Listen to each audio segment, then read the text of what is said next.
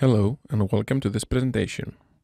In this video, we will go through the complete process of preparing a mesh for CFD simulations using the Hextream function. We will start with geometry preparation necessary, explain the usability of the size field functionality for creating refinement regions, and set up a Hextream case for the volume generation. Finally, we will fix the quality of the generated mesh and set up an OpenFOAM case to solve this model. We will start ANSA using the CFD layout. This is important as the CFD layout has predefined quality criteria for CFD purposes, a reorganized menu, and additional Python functions for the same purpose. We will open our model using the Open File button located on the top left.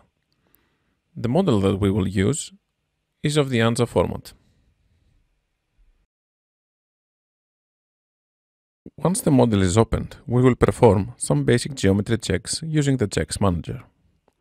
In the Checks Manager, we can use one of the default templates that exist in the CFD layout. In our case, we will use the geometry checks. We will locate possible geometrical problems of our model, intersections that might exist and need extra fixing, and dead-end perimeters. In this case, we do not have any intersections or dead-end perimeters, just 7 warnings for the geometry. As we see, these warnings are for the concave cones that exist and which should be treated as special perimeters once we perform the mesh. Once we have ensured that our model does not have any geometrical errors, we can move on to create a basic STL mesh for the geometry. For this purpose, we move to the Mesh menu, where we will use the spacing auto STL algorithm that will create the correct nodal distribution for our mesh. We select all the perimeters of our model and confirm with a middle mouse click. The STL mesh parameters window will appear where we will set the mesh size for the mesh. We set the maximum length at 50 mm and the minimum length at 2 mm. It is important to create an STL mesh when using the Hextream function, since this mesh will describe the geometrical features of our model more accurately. This ensures that the Hextream function will capture all the geometrical aspects of our model and give a good quality for the final mesh. Once the spacing algorithm has finished, we will move on to the mesh generation using the STL algorithm. We will work on the visible elements of the part in order to produce our mesh. This algorithm is recommended to be used after applying the AutoSTL spacing method in order to produce our STL mesh.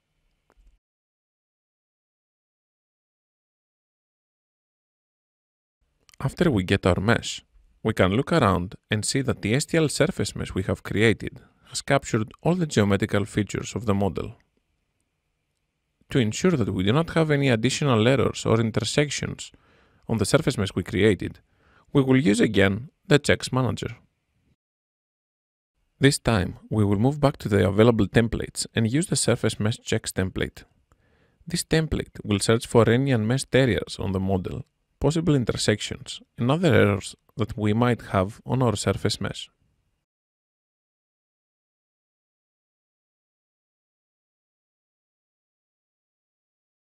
After the execution of the Surface Mesh Checks has finished, we see that we do not have any intersections or unmeshed macros on our model.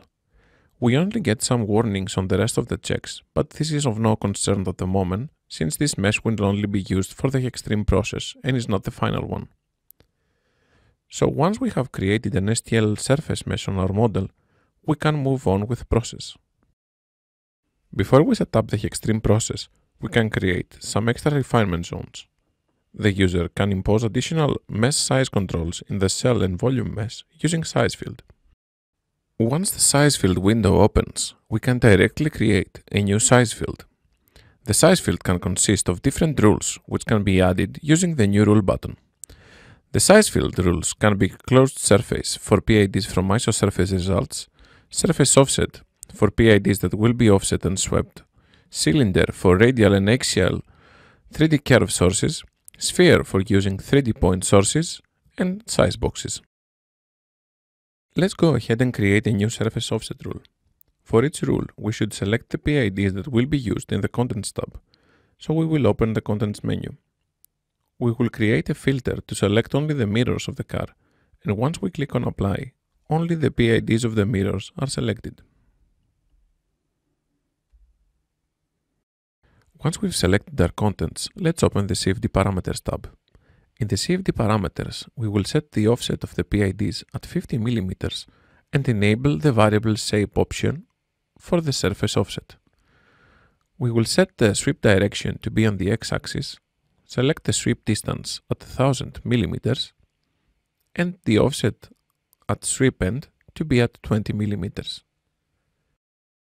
We will also enable the variable size for the surface offset in order to have different element sizes on the sweep direction.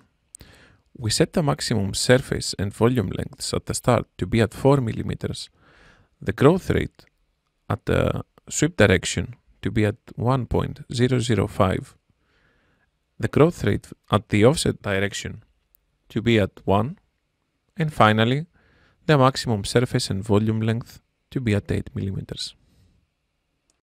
After we've set up all the parameters for our surface offset, we can directly click on the Build button in order to calculate and visualize the size field that we have created.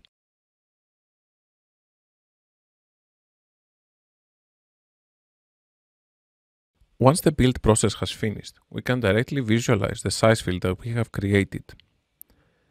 On the bottom right, we can see the color bar that is created and starts from the 4 mm that we have selected at the start up to the 8 mm that we have set at the end of the sweep direction. Using these cut planes, we can directly see that the offset that we have created starts from 4 mm and gradually goes to the 8 mm limit that we have set for the end of the sweep direction.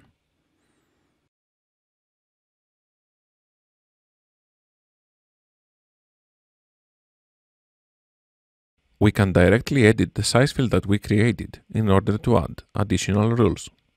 When using multiple rules, it's a good practice to name them according to the refinement region that we use in order to distinguish them. Let's create another surface offset rule for the tires this time. So we will edit the contents same as before and create a filter to isolate the PIDs of the tires.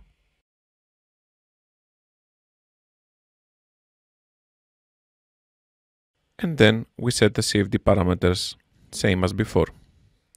In this case, we will set the offset at 70 mm, enable again the variable shape of the surface in order to sweep this surface offset at the back.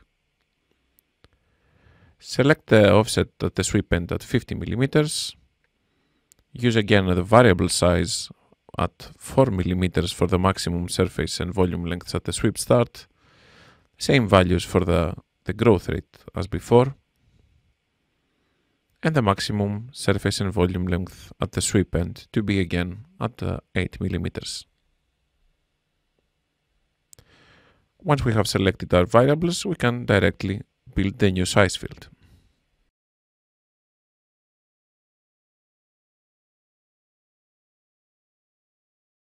Once the new size field is built, the visualization window opens.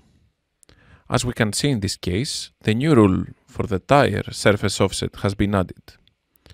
So, once we add an extra rule and rebuild our size field, the new size field rules will be applied. So creating multiple size field regions requires the rebuild of the size field every time. In this case, we have created a different number of rules for the size field we want to build. By opening the edit section of the size field, we can see the different rules we have created. As we can see, we have multiple size boxes and surface offsets for our refinement regions. Once we have created the new rules for the size boxes and the surface offset for the different PIDs that we selected on the car, it's necessary to rebuild the size field in order for the new rules to take effect. Once the new size field has been rebuilt, we can open the visualization in order to see the effect of the new rules we have added. Since we have a large variation in the element size in the rules that we have added, it's better to change the color bar coloring according to the unique color of its range. By visualizing the size field in this way, we can see the variation of the element size that we want to be applied for the final mesh we want to create. As we see, we start from a fine mesh close to the surface of the car, and moving backwards we have coarsening of the mesh in the size boxes we have created. It's a good thing to visualize our size field before applying any change or before generating the volume in order to ensure that the refinement regions we have created are the ones we want to use in the end. So now that we have finished with the generation of the refinement regions using the size fields and we have created the size field that we want to use, we can move on to the setup of the Hextream case. In order to set up the Hextream case for our model, we can directly go to the Octree buttons available in the mesh menu and select Hextream. Here we get a window for Hextream and we can directly create a new Octree entity for the Hextream case we want to build. As we can see, an Octree entity has been created for the Hextream case we want to build, which consists of the contents that will be loaded in order to create our mesh and the CFD parameters. We can directly go to the contents and select all the available PIDs since we want to mesh all our model. Once we've selected the contents that we want to use in this case, let's go ahead and edit the CFD parameters. In the CFD parameters window that appears, we can see that we have various options for the main Octree that we will build. We select the maximum volume length, buffer zones that we want to use, minimum and maximum surface lengths, and other options. Let's go ahead and set the maximum surface length at 1024. Since this case will be the main Octree that we will build and consists all of our model, set the distortion angle at 10 degrees. Enable the property and self-proximity options. For the minimum length reduction factor, we will select 0.5. In the Mesh tab, we can define the method that we want to use for generating our volumes. The two different options are the snap and the trim mode. We will use the snap mode since it is targeted for all inputs, either clean or unclean, and has a better smoothing of uncaptured features in areas of non-adequate mesh resolution. Finally, we will edit the Layers tab. In this tab, we can define the layers we want to generate for our model, similarly to the way that we generate layers normally in ANSA. We should define the first height, growth rate, and the number of layers we want to use. In the global parameters of the Hextream Octree entity, we do not need to use any layers. This happens since we do not want to produce layers from the sides of the domain and the top of the domain. In order to add the layers that we want, we will perform that in the area sections that we will create.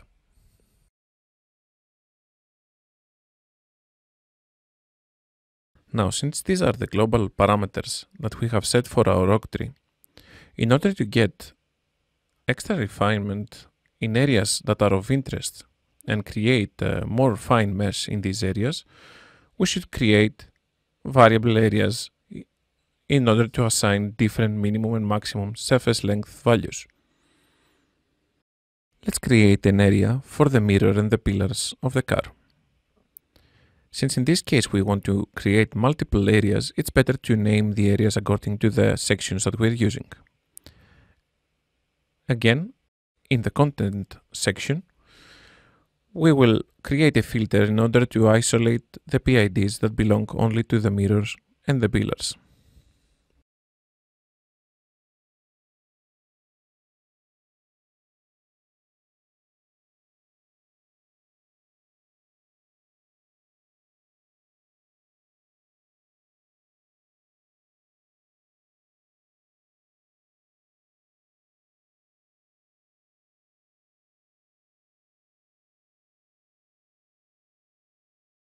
Once we have selected our contents, we can edit the CFD parameters. As we can see, the CFD parameters window of the area sections have less information that we can edit. We will set the maximum surface length at the value of 3, and on the right we can see that the real value that will be used is number 2. This happens due to the fact that we are using octree entities, and the octree elements can take only values of the power of 2. We will leave the distortion angle value to the default number we have set for the global parameters and enable the sharp edges length at the value of 2. We also leave the property and self-proximities enabled. In the Mesh tab, we do not have any options, and in the Layers tab, we can add the layers that we want for this area. Let's set the first height at the value of 0.75, and we will use the absolute method. For the growth rate, we will use the variable option in order to generate our layers with the different numbers of growth rate. We want to create 7 total layers, so we will add 3 extra layers with a value of 1.2 and the last 3 layers to be generated with a value of 1.3. In this way, we can make sure that the layers have a good transition to the volume mesh that we want to create. After setting all of our parameters, we can click on OK. Now we should define the extra areas that we want to use for our model. Since in this case we want to generate multiple areas in order to have the better refinement to the PIDs that are of interest, we will go through this process in an increased speed.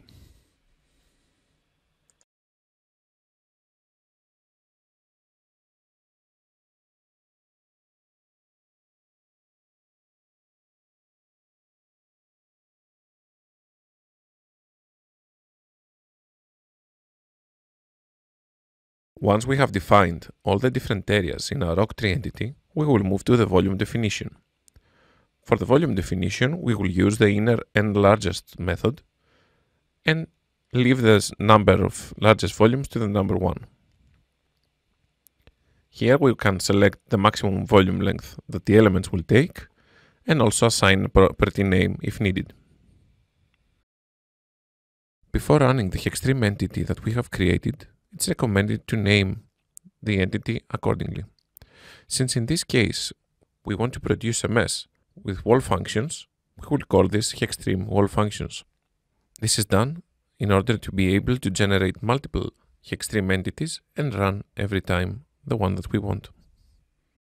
As an overview, we can see that we have generated the required STL mesh that it's better to be used to generate the Hextream case. We created the refinement zones that we wanted using the size field, and now we are ready to run our mesh. Before running the mesh generation, we can visualize the octree that will be built in order to produce our volume mesh. To do that, we will use the node function to deactivate the visibility of the surrounds of the domain in order to visualize internally the octree that will be generated.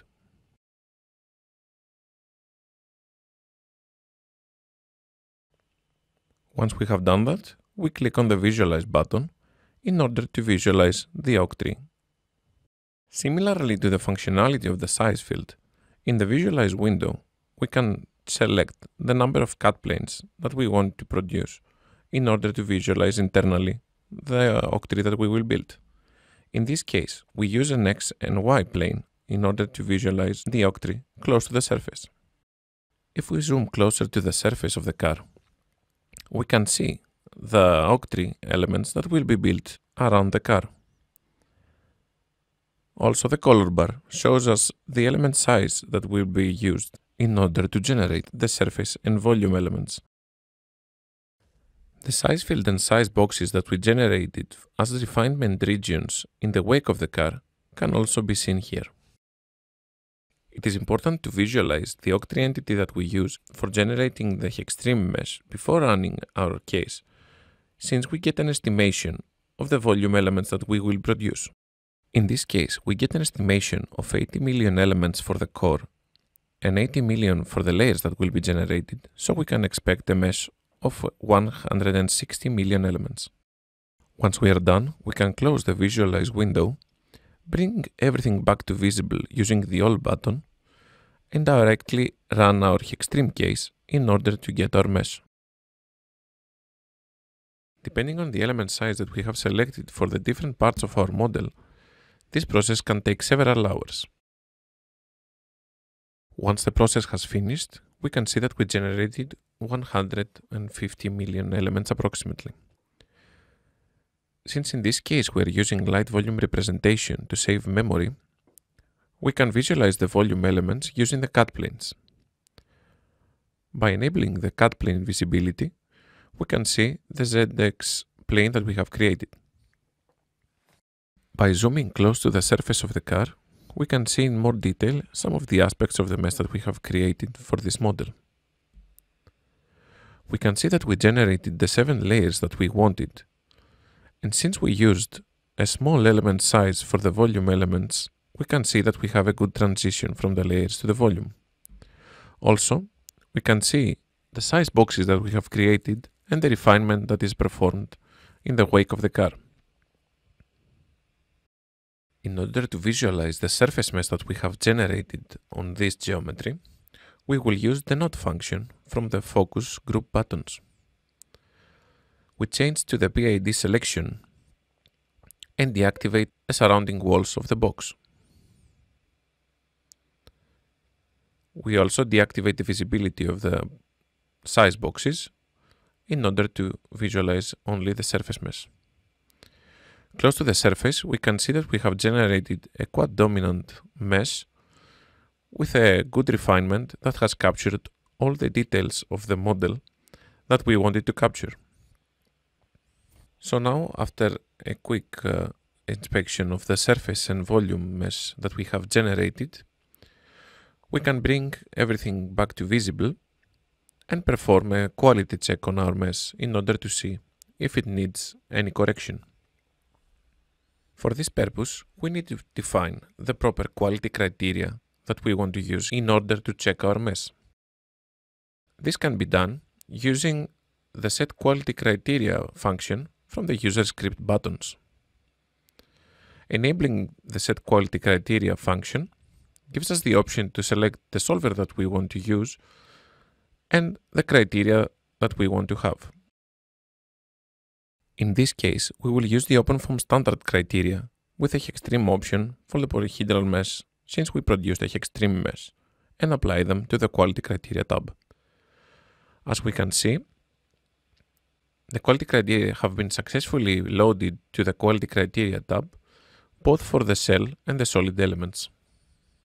Now that we have set up the quality criteria for our case, we can directly use the Improve Inspect function in order to check the quality of our mesh. After ANSA has calculated the off elements that exist in our model, the Off Inspector window appears. Here we can see an overview of the off elements and exactly which criteria are being violated. In order to fix our quality, we can directly click on the Fix Quality button. Depending on the size of the volume mesh that we have and the elements that are being violated, this process might take a couple of minutes. After ANSA has finished fixing the quality of our mesh, we can see that we end up with no violating elements. If we are satisfied with the result that the Off Inspector gives us, we can directly close the Off Inspector and move on to the exporting of the volume mesh that we have generated to the required solver. Before we export our case, it is necessary to set up the solver settings that we want. For OpenFOAM, instead of doing this manually, there is an automatic way we can do it using the solver info setup incompressible, compressible, or CHT functions. In this case, we will use the setup incompressible function. In the window that appears, we see that we have various parameters that we can set up. We select the OpenFOAM version 8 and the steady state solver. For the turbulence models, there are some predefined models that we can use, and in this case we will use the K-Omega SST model. For the wall treatment, we use wall functions and the high quality mesh since we produce a good quality mesh.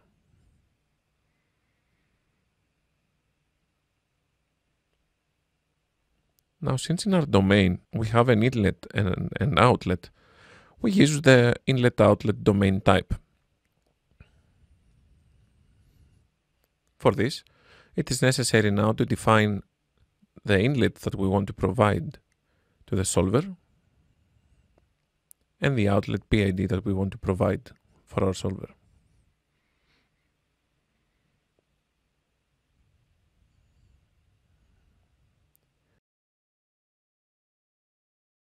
We select the inlet velocity to be at 40 meters per second and the turbulence intensity to the default value of 1.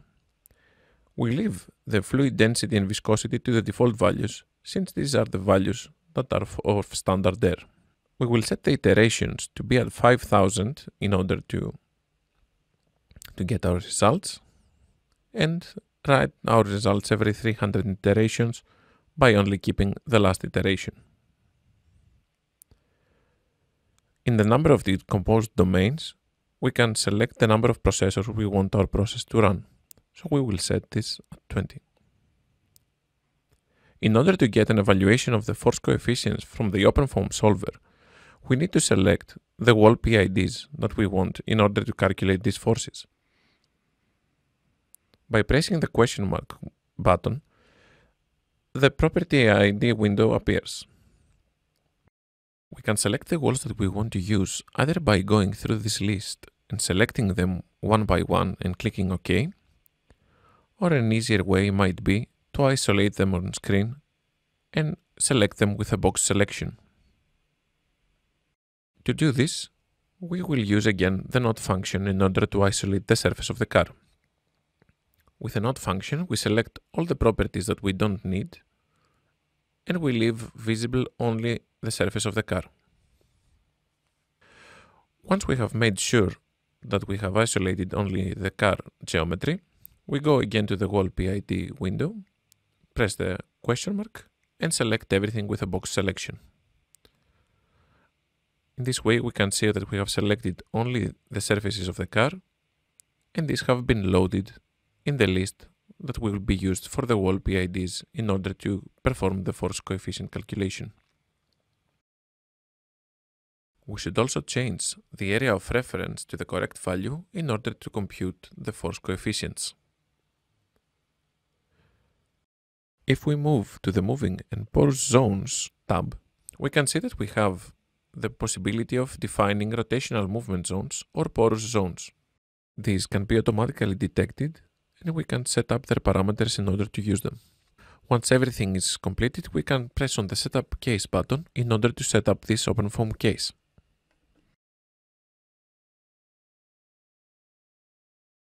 Once the process is complete, we can see that we get a message in the info window that the OpenFOAM case was successfully set up. In order to output our case, we should bring everything back to visible. Once everything is back to visible, we can go to the Auto-Run Case tab and define the folder that we want to export our case. As we can see here, we have some options to output the basic commands that are needed by OpenFOAM in order to be run in an automatic way using the Run OpenFOAM Case shell script. After defining the folder that we want to export our case, we click on the Create Shell Script button in order to output our case and create some basic shell scripts that will be used for running the OpenFOAM case and plotting the residuals. At the moment, the automatic executable files that are created can be used only on Linux machines and not Windows. Once the output has finished, we can close ANSA and go to the terminal in order to run our case. For this, we will use the Run OFCase executable script that was automatically created. This will run the decomposition of the domain, potential foam, and then the simple foam solver in order to get our results. Once the decomposition has finished and the case starts to run, we can use the Plot Monitors executable script that has been created in order to plot some basic residuals to monitor our run. As we can see in the window that appears, the residuals and force coefficients are plotted for each iteration that is calculated. This is an easy way that we can monitor our run and check if we have any problems. After the simulation is complete, we can load the results in Meta in order to post-process our case. We can create some basic surface plots and cut planes in order to visualize the results, create multiple cut planes in order to visualize the wake, create isosurfaces to see the vortex structures that are created in this case, and streamlines in order to visualize the flow. Here we conclude this presentation of how we can create a mesh using the Hextream function and run this with OpenFOAM. Thank you for watching.